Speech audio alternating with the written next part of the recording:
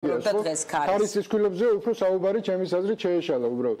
მე იმის თქმა მინდა რომ ჩვენ ორი ხელისუფლების ორი შტოს ხელმძღვანელი ყავს ქმედ უნდა რომ ისინი არ არიან არაფრის ლიდერები და არავის ლიდერები არ არიან. მთლიანად დეზინტეგრირებული. პროცესმა რა აჩვენა რომ ლიდერი არ ყავდა პროცესს? ლიდერები არ ყავს, მარტო პროცესი კი არა, არც ერთ ინსტიტუტს არ ყავს ლიდერი დღეს. ხო, მაგრამ ყველა ხომ მოიაზრებს რომ რეალური ლიდერი არის ივანიშვილი. ეხლა ამ პროცესმა აჩვენა რომ ესენი ამათმა ვერ ილიდერეს, იმან არ ილიდერა. აი, ეხლა მინდა ზუსტად ამის თქმა, ხო და თუ გნებავთ მიმართვად ჩამოვაყალიბოთ ეს ყველაფერი, ხო?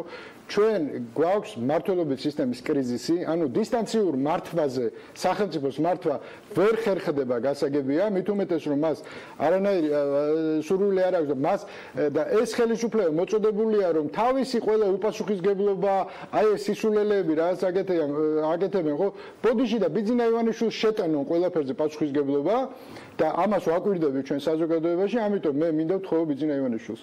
ერთადერთი გამოსავალი ამ სიტუაციიდან, თორე გაგრძელდება ეს კრიზისების გენერირება და სახელმწიფოებრივი კრიზისი, ანუ შეიძლება ისეთი წესები გავიაროთ, მიმართავ რომ დაბრუნდეს პრემიერ-მინისტრად, მეტი გამოსავალი აღარ არის რა. და ესე რომ თქვა, დააკომპლექტოს კრიზისული მთავრობა, ანტიკრიზისული მთავრობა, იმიტომ რომ ეხა არის კრიზისი მმართველობის სისტემის. ჩვენ შეიძლება ამას ეხა ესე ღიად ვერ ვხედავთ, მაგრამ ზვავივით მოდის კრიზისების რაოდენობა და მე ჯეჯელავა დარბის და ნავცასხავს ყველა კრიზისზე, ხო? აი ამ პროცესში ვართ დღეს, ხო? ერთადერთი გამოსავალი არის, რომ ბიძინა მაინც მასზეა პასუხისგებლობა, ხო? მან თქვა, რომ თუ ესეთი კრიზისული სიტუაცია იქნება, მე დაბრუნდები. უნდა დაბრუნდეს, დააკომპლექტოს ანტიკრიზისული მთავრობა და ყველაფერი დაალაგოს. იმიტომ რომ დღეს გვაქვს აბსოლუტური ქაოსი, ვინი რას აკეთებს, პოლიციელი ვიღაცას იპარავს, იქ ინტერეს ჯგუფი აუდიტის სამს ინსტიტუტს ურტყავს, სილას ინსტიტუტს არ ტყავს, თორდიას კი არ არტყავს.